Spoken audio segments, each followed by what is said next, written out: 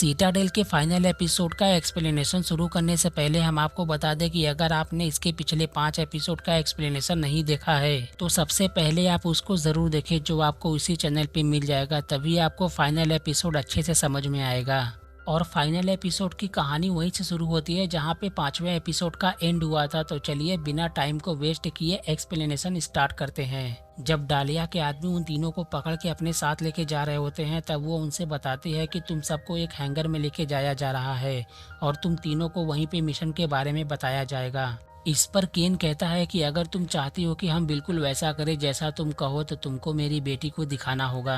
और डालिया उनकी बात वीडियो कॉल से करवा देती है। तब नाडिया अपनी बेटी को वहाँ पे 8 साल बाद देखती है, जिसे देखकर वो काफी इमोशनल हो जाती है। अब ये लोग हैंगर में पहुंच जाते हैं। डालिया उन सबको बताती है कि हमारा जेट तुम सबको 1 घंटे में पैसिफिक ओशन में पहुंचा देगा और मेरा आदमी डेविड तुम सबके साथ जाएगा और पैसिफिक ओशन में सबमरीन को हैक करके तुमको उसको ऊपर लाना होगा। फिर डेविक और केन जाके उस मिसाइल के 5 कोड्स को निकाल के वैलेंसिया में क्रिस्टोफ को देंगे। उसके बाद हम तुम्हारी बेटी को तुमको वापस करेंगे। इस पर नाडिया कहती है कि इस मिशन को मैं पूरा करूंगी। तब डालिया उसको बताती है कि उस सबमरीन को केवल केन ही एक्सेस कर सकता है। इसके बाद कहानी 8 साल बाद पीछे की दिखाई जाती है और सीटाडेल के हेडक्वार्टर में इन सबको एक साथ दिखाया जाता है। वहाँ पे ग्रेस उन सबको बताती है कि रेड सेल मिशन को पूरा करना होगा क्योंकि उसकी परमिशन मिल गई है और सीटाडेल को ये डर है कि रशियन आर्मी हमारे खिलाफ उस मिसाइल को कभी भी यूज कर सकता है। इसलिए ग्रेस उन 5 मिसाइल का कंट्रोल सीटाडेल के पास रखना चाहती है ताकि सीटाडेल के अलावा उसको कोई और यूज ना कर सके, खास तौर पर रशियन तो बिल्कुल भी नहीं। तब केन कहता है कि जब नाडिया यहाँ पे नहीं है तो इस मिशन को मैं पूरा करूंगा और वो उस सबमरीन पे जाके बायोमेट्रिक्स लॉक को इंस्टॉल कर देता है ताकि 5 मिसाइल का कंट्रोल सीटाडेल के हाथों में रहे। मगर केन उसमें एक और लॉक इंस्टॉल करता है ताकि सिर्फ वही उसे एक्सेस कर सके और ये करने के बाद वो हेडक्वार्टर वापस आ जाता है। तब ग्रेस उससे पूछती है कि तुमने ऐसा क्यों किया। तब केन उससे कहता है कि अगर तुम मुझे बता दो कि इस वक्त नाडिया कहाँ पर है तो वो कोड मैं तुमको दे दूंगा। इस पर ग्रेस उससे कहती है कि मैंने तुमको पहले ही बताया था ना कि वो बर्लिन में है। पर केन को उसकी बातों पे भरोसा नहीं होता, इसलिए वो उसको कोड नहीं बताता और वहाँ से चला जाता है। इसके बाद वो बर्नार्ड के पास जाके नाडिया के बारे में इन्फॉर्मेशन लाने को कहता है और बर्नार्ड उसको वो इन्फॉर्मेशन लाके दे देता है। साथ ही बताता है कि तुम्हारी एक बेटी भी है। तब उसको समझ में आता है कि नाडिया असल में क्यों 1 साल के लिए अंडरग्राउंड हुई थी और ये सुनने के बाद वो बर्नार्ड से बिना कोई सवाल जवाब किए वहाँ से चला जाता है। अब कहानी प्रेजेंट में दिखाई जाती है। डालिया इन तीनों के साथ अपने आदमियों को भेजती है ताकि ये लोग कहीं कुछ गड़बड़ ना कर दें। कार्टर उस सबमरीन को हैक करके ऊपर लाता है और डेविक और कायल को उस पर उतार देता है। कायल उसके हैच को ओपन करके कहता है कि अब हम दोनों को अंदर जाना होगा।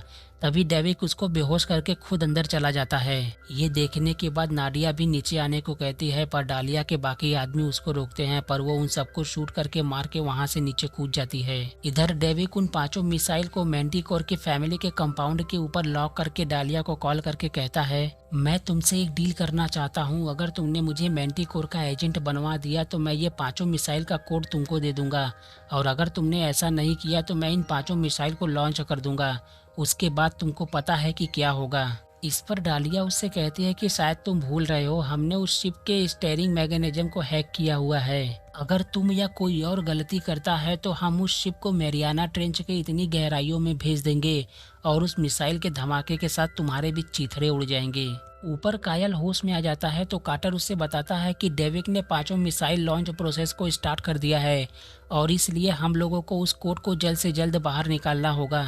और अब डेविक को कायल गन पॉइंट पे ले लेता है। तभी नाडिया उसके ऊपर हमला करके उसको बेहोश कर देती है। इसके बाद नाडिया उस चेंबर में जाती है जहाँ पे 5 मिसाइल को रखा गया होता है, मगर उस चेंबर का टेम्परेचर 106 डिग्री होता है। इसलिए नाडिया अपने बॉडी का टेम्परेचर एक क्यूब को इंजेक्ट करके उतना कर लेती है जितना उस चेंबर का है। और वो ऐसा इसलिए करती है कि अगर उसका बॉडी टेम्परेचर डाउन रहा तो वो चेंबर ऑटोमेटिक लॉक हो जाएगा, जिससे वो वहीं पे फंस जाएगी। इसके बाद वो अंदर जाके 1 बाय 1 करके मिसाइल के कोड्स को निकालना शुरू कर देती है। इधर डेविक होश में आके कायल को काफी बुरी तरीके से पीट रहा होता है। तभी उसको बर्नार्ड की बात याद आती है कि उसका माइंड शायद भूल चुका है कि वो कौन है, पर उसकी बॉडी को याद है। इसके बाद तो वो डेविड को अपनी असली ताकत दिखाता है और वो उसके आगे तो 2 मिनट भी नहीं टिक पाता और वो उसको पीट पीट के बेहोश कर देता है। उधर नाडिया उन पांचों कोड्स को निकाल के बेहोश होने वाली होती है, तभी उसके पास केन पहुंच के उसको एक क्यूब लगा के उसका बॉडी टेम्परेचर नॉर्मल करता है। तब कार्टर उन लोग से बताता है कि रशियन बॉम्बर काफी तेजी से हम लोग की ओर आ रहे हैं, इसलिए हम लोग को अभी निकलना होगा। अब वो लोग इनके पास आते इससे पहले ही ये लोग डेविड को छोड़ के कोड को लेके वहां से निकल जाते हैं। इसके बाद ये लोग पहुंचते हैं वैलेंसिया, ताकि ये लोग कोड को क्रिस्टोफ को दे के अपनी बेटी को वापस ले सकें। पर वहां पे हो जाती है गड़बड़, इसलिए ये लोग उन सबको वहीं पे मार के अपनी बेटी और कोड दोनों को हासिल कर लेते हैं। लेकिन उस फायरिंग में क्रिस्टोफ बच के भागने में कामयाब हो जाती है। इसके बाद डालिया को दिखाया जाता है वो अपने पूरे घर को ब्लास्ट करके वहां से निकल जाती है, ताकि मैंटिकोर की फैमिली को ये लगे कि डालिया सिंह मारी गई। और वो ऐसा इसलिए करती है क्योंकि क्रिस्टोफ उसके कॉल का कोई भी जवाब नहीं दे रही होती है। इधर ये लोग सीटाडेल के हेडक्वार्टर पहुंचते हैं और वहां पे कायल की फैमिली पहले से आई होती है। कार्टर और नाडिया ये देख के शॉक्ड हो जाते हैं कि सेलेस्ट केन की वाइफ कैसे हो सकती है।